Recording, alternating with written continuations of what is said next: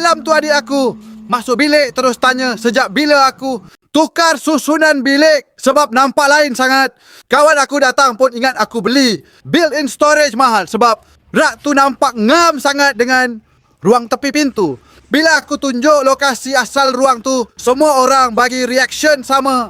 Patutlah selama ni ruang tu membazir je. Sekarang, setiap kali buka pintu bilik, aku automatik pandang rak tu. Sebab masih tak sangka ruang sekecil tepi pintu boleh simpan begitu banyak barang. Kadang kita ingat kena bilik besar baru boleh nampak kemas.